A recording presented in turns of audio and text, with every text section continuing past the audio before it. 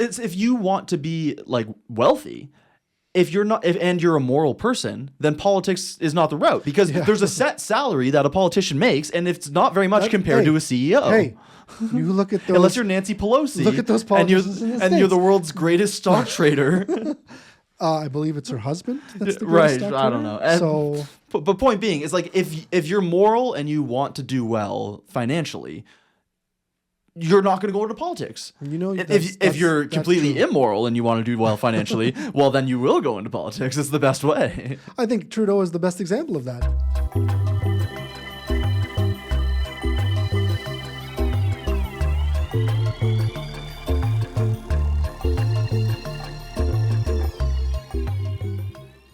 Well, thank you for being here again. Here's Schmitty on this snowy day after running around in shorts a couple weeks ago.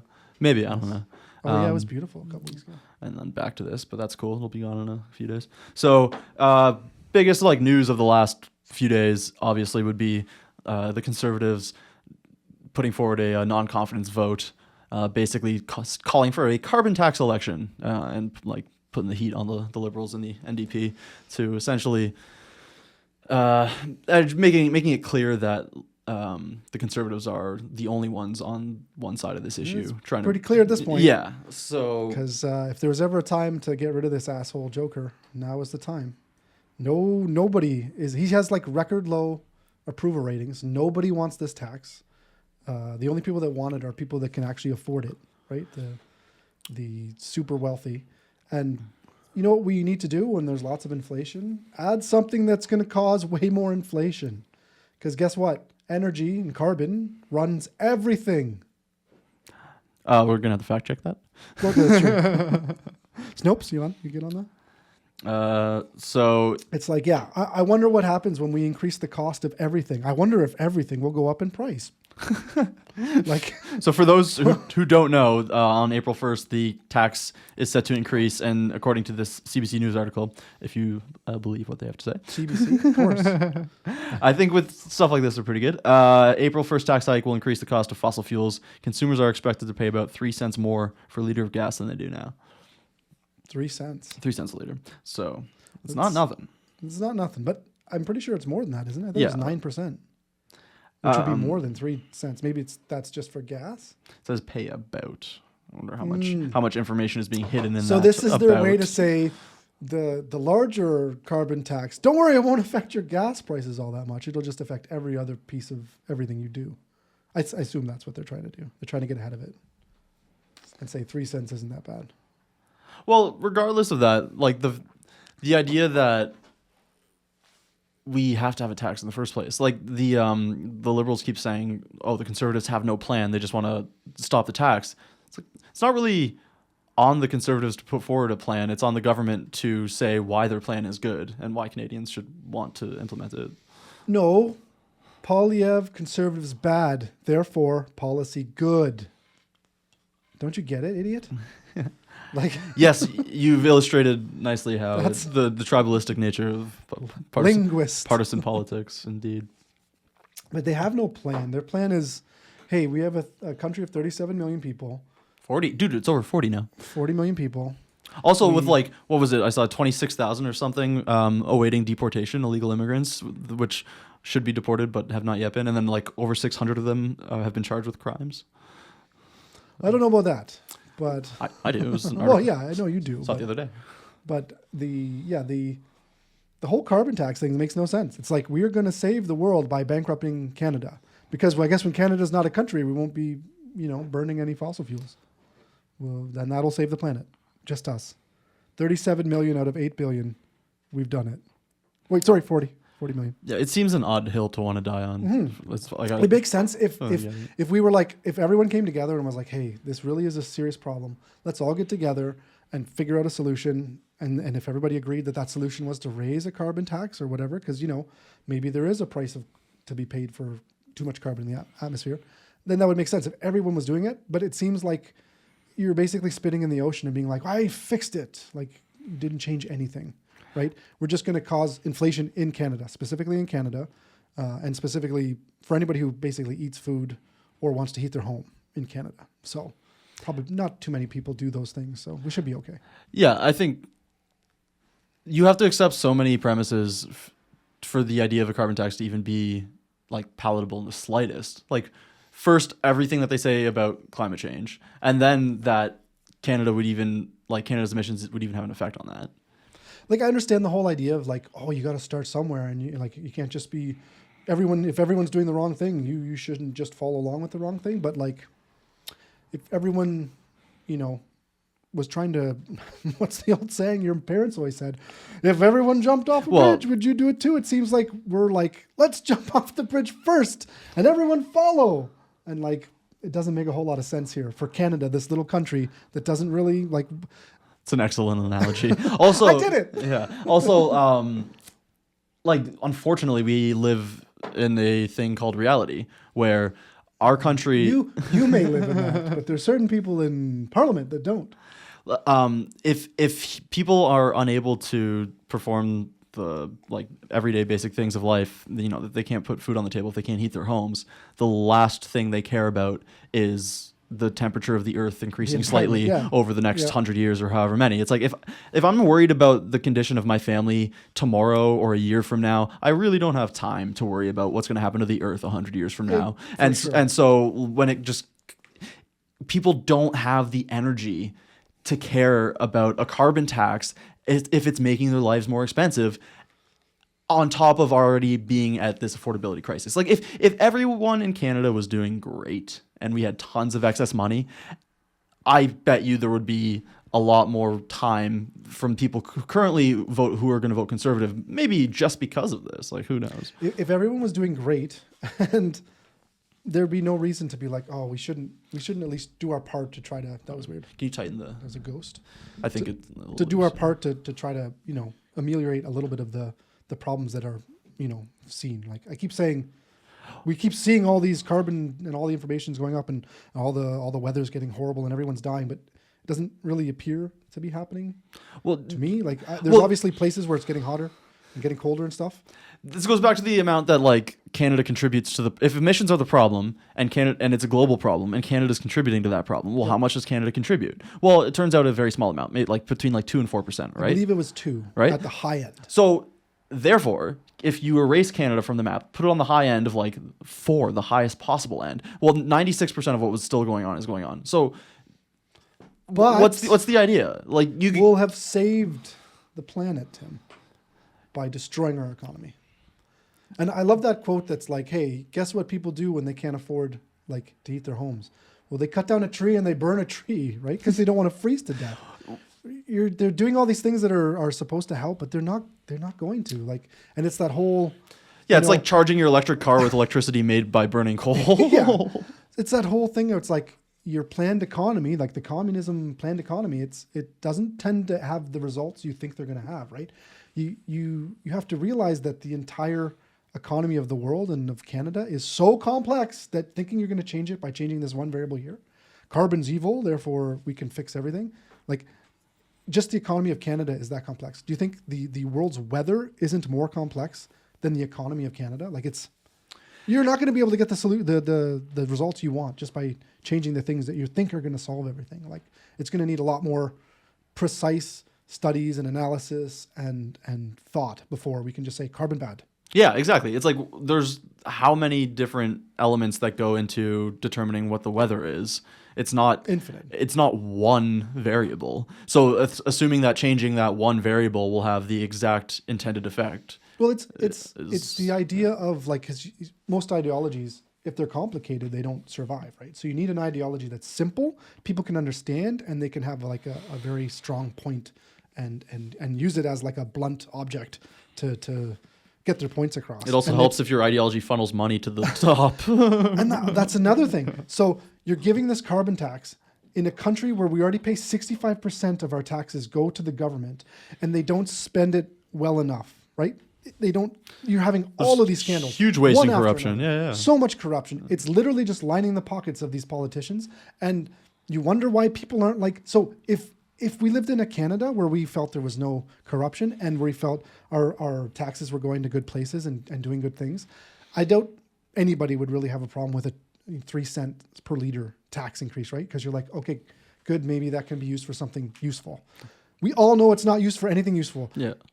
Giving something to the government is the most inefficient way to use your money. What are you talking about? Millions for gender neutral demining of Ukraine isn't good spending of money. Yeah, we need gender inclusive mine removal in the Ukraine. Come on. And then can you imagine being misgendered as you're getting blown up? Like it's and then the other one the other day was like $8 million for researching how climate change affects democratic decline in the global south. So today, I'm announcing that Canada is investing $8.4 million on research across the global south to better understand how climate change interacts with democratic decline.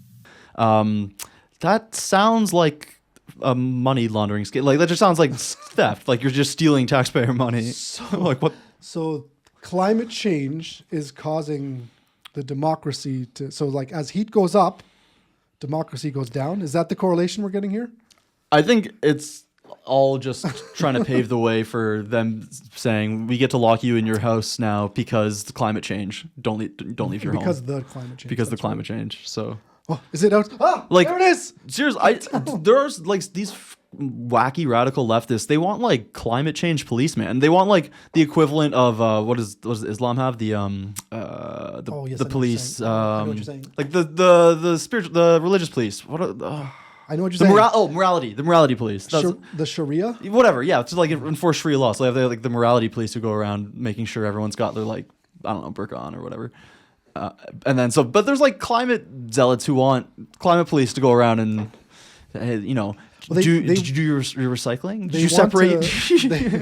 You're on arrest. It just fell out. I didn't. But they want to be able to get your like information in terms of like your purchases and stuff, and then they want to be able to cap what you buy dependent on how much carbon that would cost. Like that's their. I think it was like a year ago I read something about that where they were like getting that started and they were like, oh, CBCs will be great. Is it CBCs? What do you mean? What would that stand for?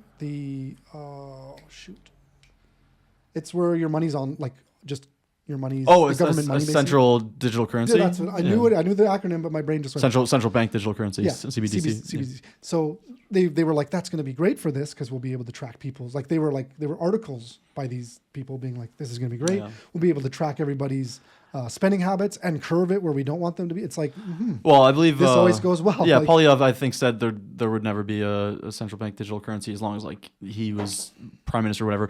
Like politicians always keep to their word. Well, I remember Trudeau said there will never be mandated vaccines. So you can always trust them. Dude, I remember when he said 2015 would be the last election under first past the post. That's why people voted for him. That's a large part of why I voted for him, because I believe in electoral reform. Still do. People voted for him. And then he also said there would be. I already said I would vote for him. I already said I voted for him the first time. So it doesn't. Yeah, we talked about that last episode. But my girl was at least drunk. She was great. Remember Elizabeth May? Yeah, a fine reason. I'm like, I'm voting for you. Fine reason to vote That's for. That's great. Yes, yeah, I'm the one you want to listen to, guys. I was saying something. That sucks. So the Liberals want to sneak in a change to the Elections Act. Oh, you were saying in 2015 you voted because this was going to be the last. Oh yeah, right. So just sort of like going through some of Trudeau's earliest lies and walkbacks. So there was the electoral reform, and then also Senate reform, or like abolishing of Senates, or at least, what did he say? He wouldn't like appoint liberal senators. They'd be, quote, independent, as if. Well, just like the Speaker of the House, or is it the Speaker? The Speaker of the House is supposed to be like nonpartisan. Yeah, as if. Super partisan. And you're like, okay. Yeah. I guess you didn't see this the other day, but basically people were retweeting this Globe and Mail opinion article with the headline, "Excessive free speech is a breeding ground for more Trumps." Thoughts on that? Well, I think anytime people are able to speak their mind, it's a problem. Yeah. Because when you talk and you have arguments and you ideas and you get to further truth, it's a problem. It's a big problem. Not that I think there should be more Trumps. In my mind, I would be happy if he wasn't running. just because I think he basically caused half of the United States to go insane. Like, I don't think any of his policies were bad. That's so funny that depending on who's listening to this, they would think you're talking about a different half of the states that went insane. And probably a bit of the right, like the right people for them. They're insane too. Like the crazy MAGA guys that think he's QAnon. Like he's, what was it? They were so sure that he had all this big, huge plan and he was going to, rescue them by taking over the government and arresting Nancy Pelosi and all this shit like that. It's like, well, they're crazy too. But I think there's a lot less of those crazy ideas being spread on mainstream media, which I think a lot of the older people definitely still just listen to mainstream media and go, oh yeah, that's the idea. So yeah, I don't think Trump's obviously Biden's a terrible person to be running, but Trump's no better. And I don't think by allowing free speech, you're going to create more Trumps. It's like, what? Well, first of all, what is excessive free speech? Yeah, that's a good point. What does that mean? Because free speech, by definition, is free speech. It's all there. Like we have a very, very small thing where like you incite violence, and like that's you can't do that. That's it, right? Like everything else is free speech in the First Amendment, at least in the States. In Canada, not so much. It's like we don't have the same amendment or whatever it's called, First Amendment. So we don't have that free speech. We're not able to use it as well as the States are. But yeah, to get more free speech is only good. If I hear somebody crazy talking on this side and somebody crazy talking on this side, they can argue their points and hopefully get somewhere in the middle that's not crazy. So yeah, but too much of it, I guess, creates too much Trump. Everything's Trump. It's like... It's very strange. Everything equates to Trump bad. He's the boogeyman. It's that idea of the ideology being, it has to be very low resolution, and like you got to be able to know exactly how does it go. You have to know what you're going to argue basically right away. So like in this case, Trump bad. So anything that Trump says or does is bad, right? It's simple. It's very right, and then people work backwards after the fact to figure out why it's bad. It's like Trump did this thing. Okay, well that's bad because he did it. So now why don't I like it? The good thing of that was like vaccine. Trump did vaccine. Vaccine bad. Yeah, and then you had Trump's gone. Vaccine good. Like it's like people who said they would never take a Trump vaccine were then pushing it later. It's that kind of thing where it's like you can have these two at odds ideas in your head and it's totally fine. And people are like, of course, that makes total sense. But like anybody who's sitting back and watching it from afar is like, you guys are crazy. You assholes are insane. And that's why I think like Trump is bad, because it's not that Trump is himself bad, even though he's a blowhard and he's like, he's a showman. He just wants to be like loud and stuff. And that's not really great to have in a presidential person, but it's different. Maybe that's it. But like he's caused too many people to go crazy. And that's why I think he's not a great candidate. And Biden already, we know immediately he's corrupt. He's demented. Like he's like a Roomba when he gets stuck on the... Yeah, well, I don't think either of them are great candidates because of how old they are. But this is a mostly Canadian show, so we're gonna talk a little bit less about. I wanted to talk more about. You talked about Trump, but it's from the Canadian perspective. Like it's hilarious. Well, Polyev is Trump, right? They're trying to equate that now. It's the laziest, most see-through. He wants to make Canada great again. They tweet images of Trump beside Polyev, like not like when they're in the same place, but like a side by side of two completely different images, being like, They're not the same animal at all. It's not even close. It's such a weird approach to take because you have to be a certain level of like completely ignorant to fall for that. But I guess that's who they're appealing to. It's like the solely CBC consuming demographic. Yeah. It's shrinking, which is a huge part of the reason why the polls look the way they do. Unlike their bonuses. Oh, it's precisely so. Unlike their bonuses, right? Like you go back 5 years. My main source of news is CBC, and I hadn't been given a great reason to like really question it.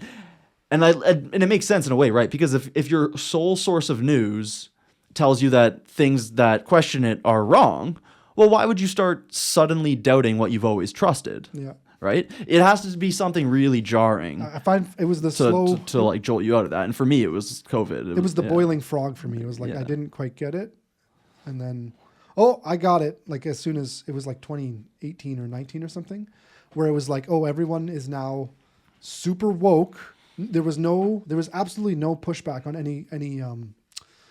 any idea was always super left, and I was like, "What? It never used to be like this." It's like they pretend the right-wing perspective doesn't exist, and if it does, it's evil. Yeah. It was like watching Colbert. I don't know if anybody watched Colbert in the past. He's so funny. His shtick on making fun of Republicans, so funny. And then he got his new show, and it was like, just like that. It was like, it's not funny. You're playing to I guess they were playing to a different demographic, even though it's the same demographic. They were just. Well, I think he had kind of found how to find his audience with that show, because if I recall, his first year or two, it sort of like didn't have a big audience and was like kind of losing audience a bit, and then he kind of found like his voice or whatever, so to speak, for that show and that audience. But yeah, if like you go from him on the Colbert Report to dancing with people dressed as syringes, singing about the vaccine. It's insane. Like, and that's the mainstream media. Just like he was not mainstream, it was Comedy Central. It was like, this is kind of like the back alley of programs, right? Or of stations. And then he got to the mainstream, and as soon as he's in the mainstream, he just switched. All the political talking points had to be one way and only one way. And I found the same thing with, I don't know, did you ever watch the Jim Jeffries show? I know of it. I never love Jim Jeffries, comedian, super funny. I like a lot of his stand up. Yeah, very like misogynistic, very politically incorrect. And then he gets his own show, and it's like super politically correct, and like very, very towing the line, making like he was trying not to make fun of anybody that would be like, in this day and age, it would be like the alphabet people.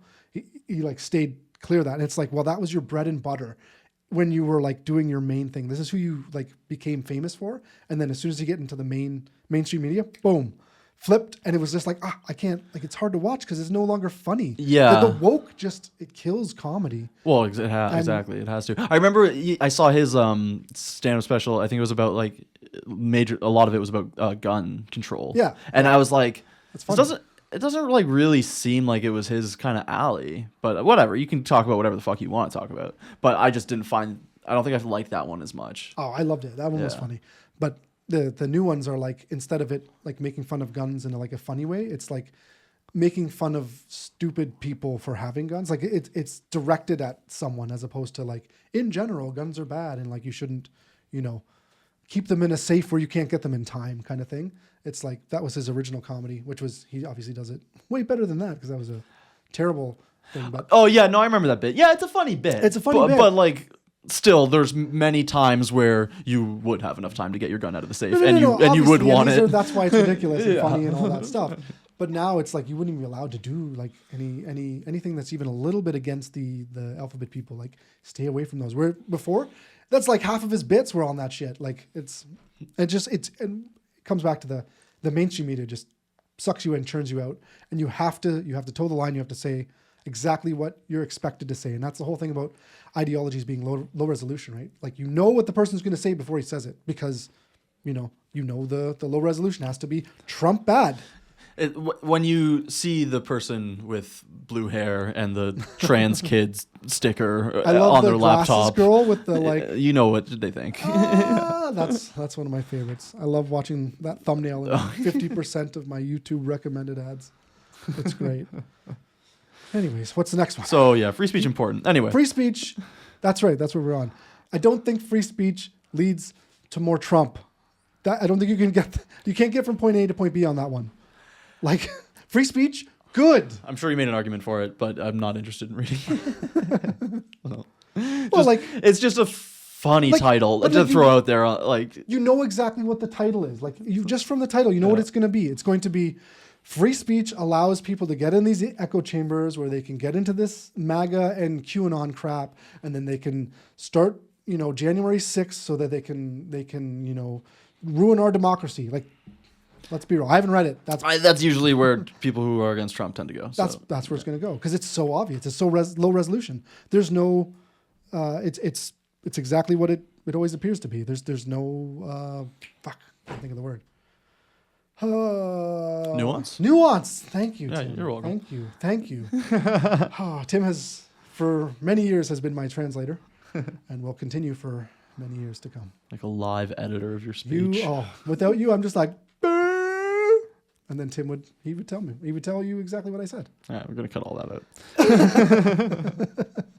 Pick up. New Liberal legislation would ensure dozens of MPs secure pensions before the next election.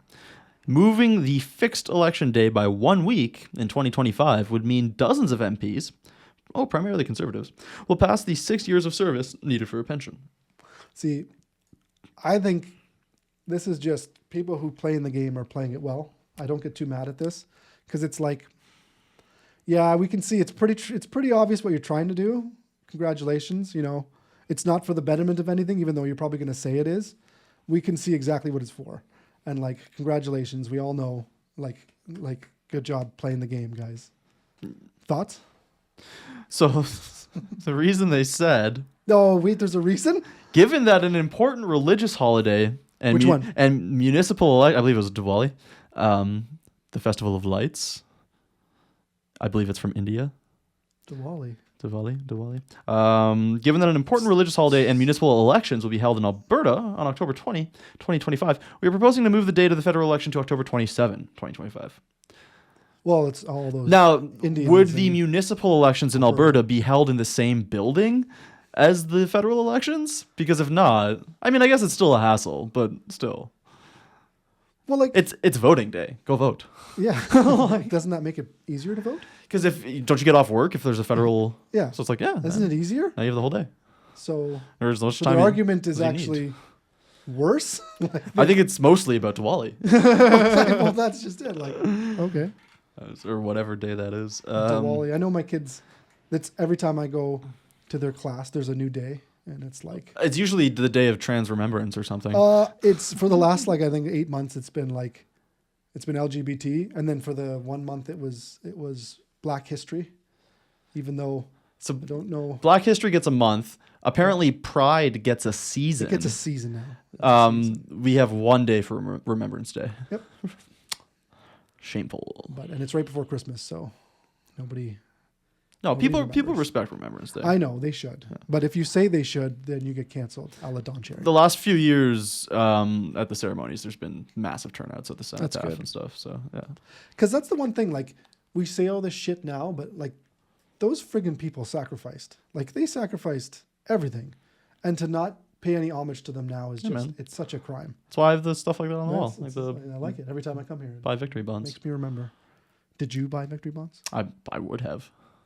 But did you? I didn't. I was born in a much later year. Sure. Yeah, man. The in Flanders Field poem gives me chills. Well, it's just like you need to remember these things, and I don't think kids at all are they even taught it in school anymore, or is it colonialism? I'm sure it's up from a poisoned well where everything you should feel proud about is because they're trying to really get rid of patriotism. Yes, that much is clear. They're trying to root it out. Like in all thy son's command, it's now in all thy. Yeah, well, I'll never admit to that change. Anyway, and then it's obviously what's going on. Trudeau has himself said that Canada has no core identity. Yeah, see, that's bullshit. It's total bullshit. We definitely do. It's good to have a core identity, and our core identity was we work hard, we fight hard, and we all get along together.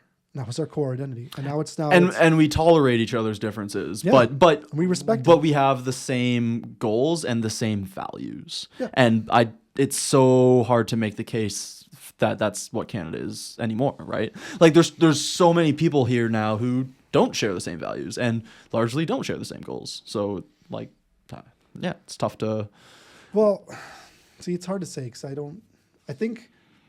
The real problem is that there's been so much divide created by this whole left versus right shit that the polarization has gotten so bad that it's just like you can't even talk to if someone realizes you're right wing and they're left wing, they don't even want to talk to you. They think you're a Corona swilling Neanderthal, and it's like no, we just have different ideas, right? Like I'm a Corona swilling intellectual, not a tea drinking intellectual, right?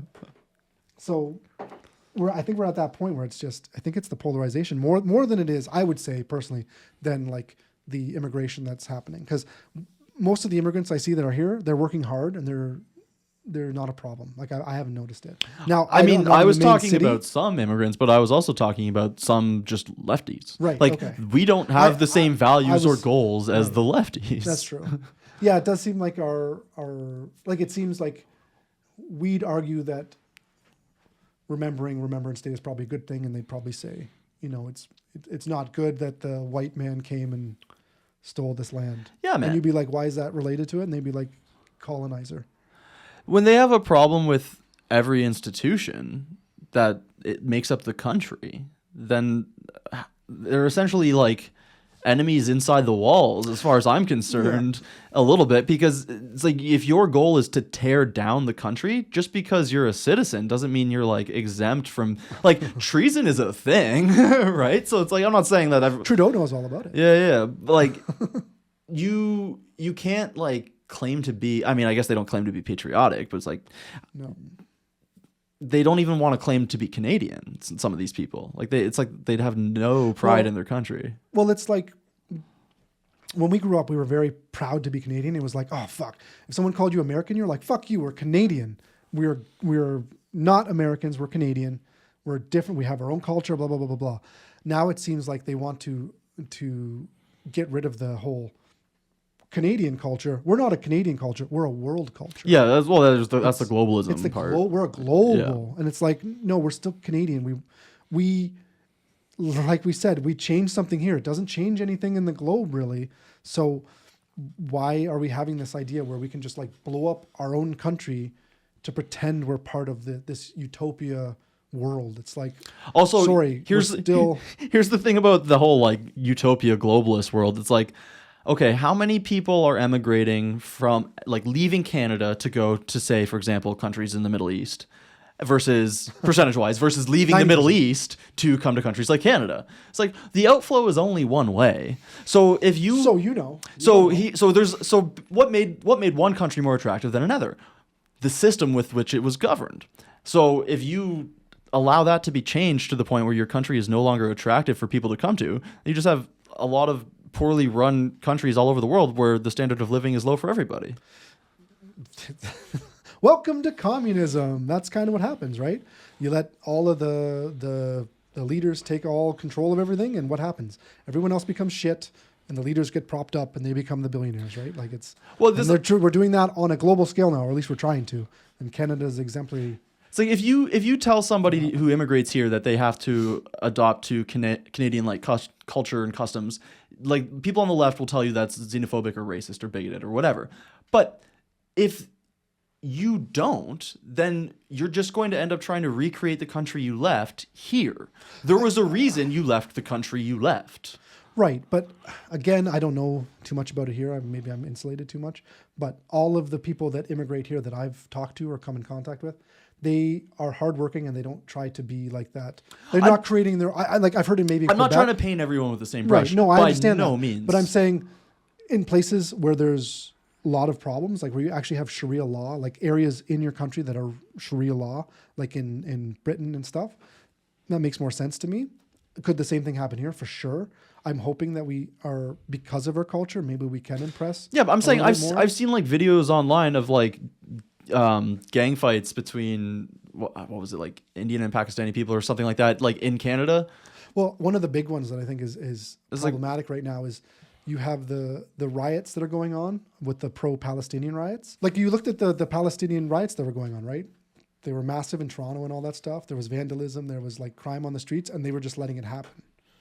You didn't hear about that? I did. No, yeah. I even saw a video of a police officer being struck, and then nothing happening to the person. So like that's a situation where you could say, okay, something's going on here, and we're not, we're our culture. We're not sticking to the things that make us Canadian there, right? Because we're allowing one population to override another, right? So that standpoint, you can see it. Where it's a lot worse is in places like London and stuff, where they actually have your Sharia law, and you can't even go there if you're not, if you're having a drink in your hand, you would not be allowed to just walk the street. They would stop you. I think in Ireland there's a bunch of that too, but they have a far more, I don't know what you'd say. Like this stuff's so touchy, like you're going to have to cut this, but like it's so touchy to talk about immigrants because you don't, you need them. You can't say, they're bad or whatever, but when you see what's happened to the other countries like Britain and stuff, you don't want the same thing to happen here. I'm not saying immigrants are bad. I'm just saying, but you know what I mean. Our country should accept the amount that we have the resources to support while still allowing like Canadians to have a high standard of living. And I think it's important to have the people that we do allow to immigrate here have the same values because assimilate, yeah. Otherwise, it's a recipe for disaster. You're setting your country up for failure if you are putting together all sorts of people who don't have the same goals for your country. Like generally speaking, like I think and I touched on this maybe like the last time we spoke, but listening to a conversation with John Anderson, who was like the former deputy prime minister of Australia. Yeah. Really good YouTube channel, podcast. And then he was having a conversation with a Muslim guy, basically asked him, can you be Muslim without believing in a theocracy versus a democracy? And the guy hemmed and hawed a bit, but it essentially came to the conclusion that no, like you have to support essentially a theocracy if you're going to be Muslim, which is incompatible with the setup of our country. We are not a theocracy. Right. And yeah, from that standpoint, you can see where you might run into trouble like Europe has. But again, I think maybe I'm just naive, but I think we can withstand it. Well, you can if you have the right numbers. Because let's be real. Canada has been so inclusive our whole lives, right? Like you go to Toronto and it's everybody. It's not just, one group of people. So I think we have that culture that accepts and that assimilates. I don't know. I don't see the problem right now. I don't think it's a problem. Like, do you think it's? Oh, I think we definitely have far too many immigrants. Are you kidding me? Our population level is rising way faster than any comparable country.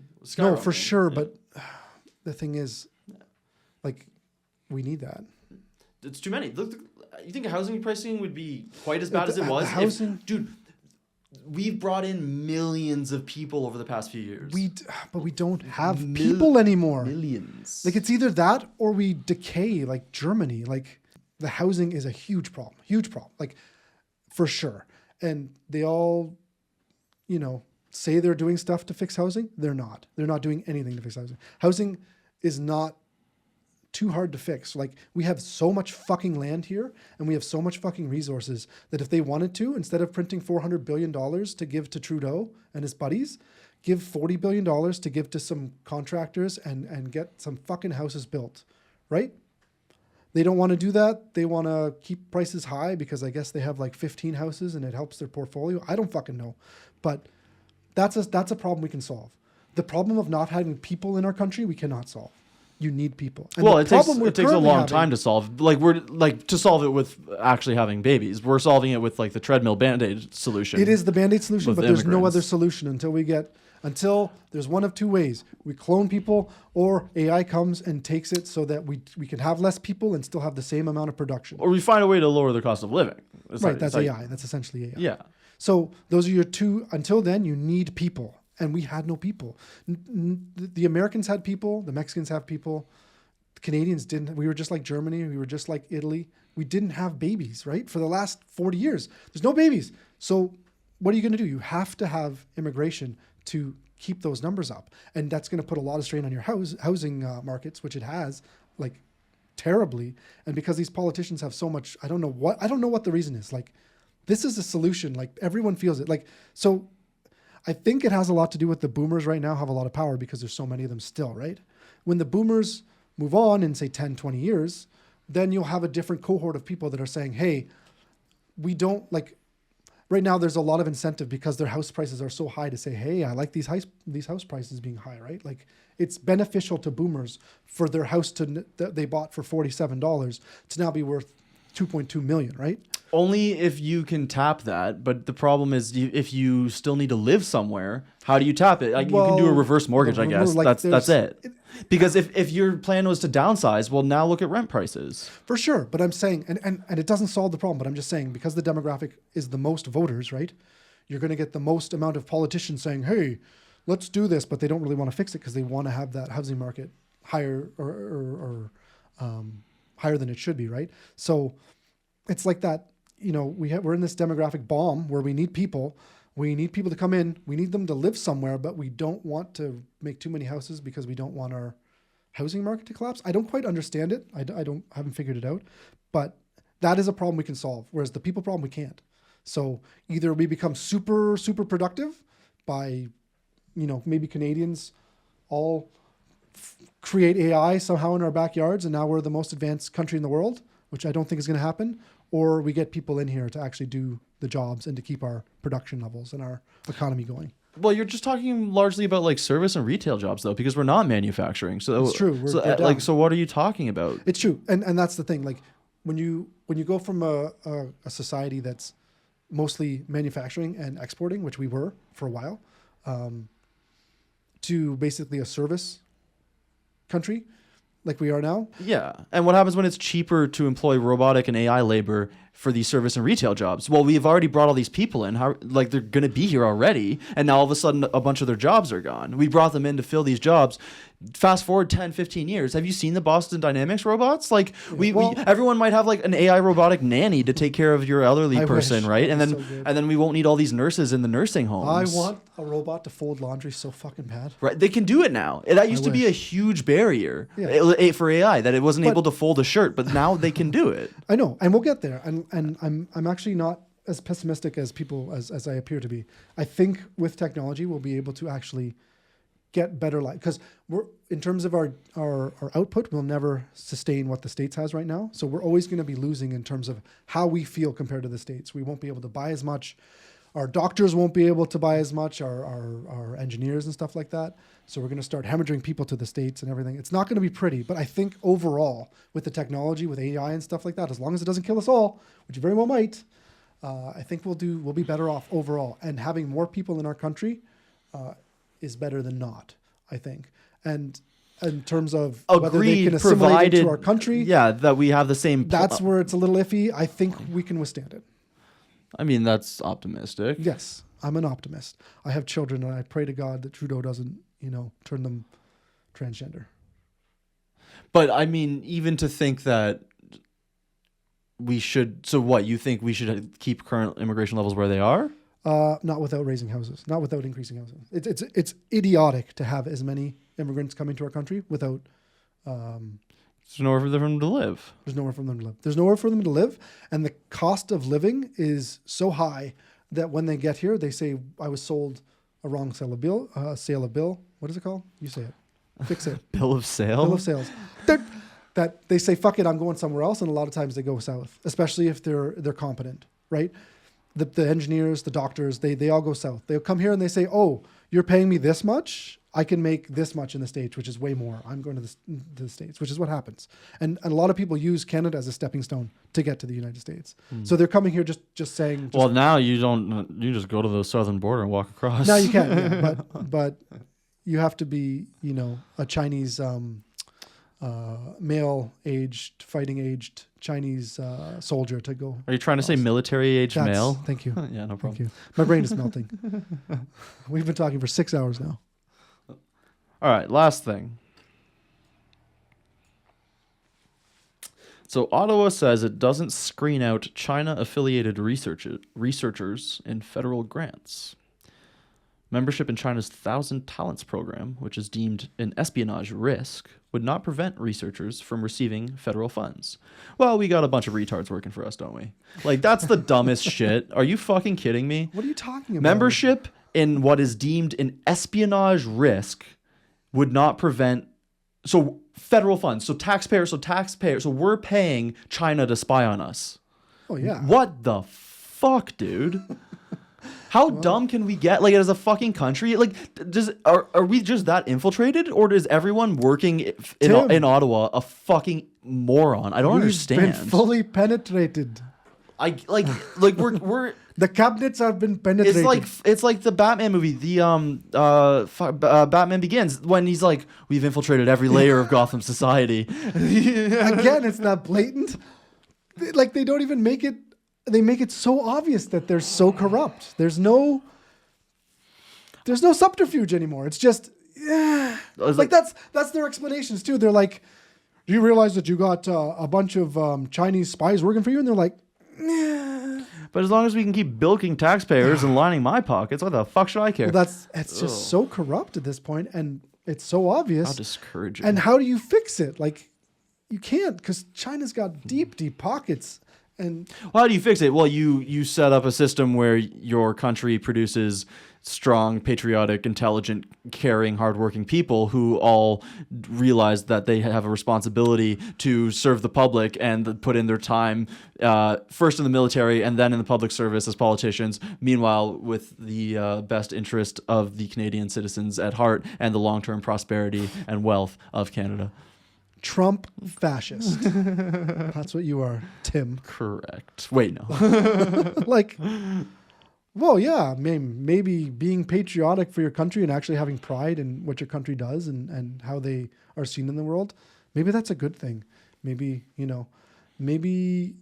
everyone doing their part and becoming a little political is needed right now, right? All the good people don't have time for this shit where they see it's a farce, right? Like, and if you do want to run, you have to be woke as fuck to get anywhere if you're anywhere near a city. And maybe people just don't want to do that. People are like, fuck that. Yeah, well, politics, obviously, it's not that like so much that power corrupts. It's that the ability to obtain power attracts corrupted people or corruptible people, right? Maybe. Like those are like the people who are corrupt to begin with want power. I do recall when I was in school, one of the most douchebaggy people I've ever met. I found out the other day is a politician now, and I'm like, that makes sense because he's a douchebag and he just wants power. So I think you got a little something going there. I think you're right on that one. But I would hope that there's some people that are just good at their job and want to change it. Oh, there's definitely those people, but the problem is they're outnumbered. Yeah. That's true. Yeah. It's like the bar has been lowered so much that anybody it filters out competent people because they see it and they're like, I don't want to be part of this clown show. Because they're like, I got things to do. I got, shit to run. And well, it's if you want to be like wealthy, if you're not, and you're a moral person, then politics is not the route because there's a set salary that a politician makes, and it's not very much compared to a CEO. Hey, you look at those. Unless you're Nancy Pelosi. Look at those politicians and you're the world's greatest stock trader. I believe it's her husband. That's the greatest stock trader. I don't know. And but point being is like if you're moral and you want to do well financially, you're not going to go into politics. If you're completely immoral and you want to do well financially, well then you will go into politics. It's the best way. I think Trudeau is the best example of that. He was a douchebag trust fund kid who had never done anything in politics. He was just a douchebag, and he's like, "Hey, I'm attractive, and my father was famous. I'm now prime minister." Yeah, I'm honestly so curious to know what his. You voted for him. No, to know what his mindset was when he first decided to run, because he wasn't in politics right when he was 18, right? He didn't he say before he ran, he said he admires China's basic what is it called? He admires China's basic, not democracy. What's the other one? Fuck. Dictatorship? Jesus Christ. Thank you. Jesus. He admires China's basic dictatorship. Yeah, I guess. We heard it then before he was prime minister. Why didn't we? He really is as bad as he told us what he was doing. Yeah, that's true. He told us right away. There's nothing under the surface there. No, he's vapid, and he's like, "You're fired." Like, hey, we want you to illegally let. What is it? Lavalin? What the fuck was it called? SNC Lavalin. Thank you. SNC Lavalin. We want you to look the other way for them. And the girl was like, "No, that's illegal." And he's like, "You're fired."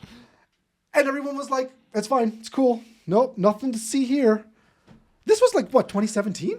Well, the RCMP didn't even interview him about it. Yeah, they didn't even ask any questions. And she was native and a woman. It's like, didn't you say these are the people you need to listen to? And it just boggled my mind how he got away with that. And he told us who he was. Why didn't we listen? Why didn't anyone listen? So we are where we are. Well, I actually hadn't heard the China quote when I voted for him the first time.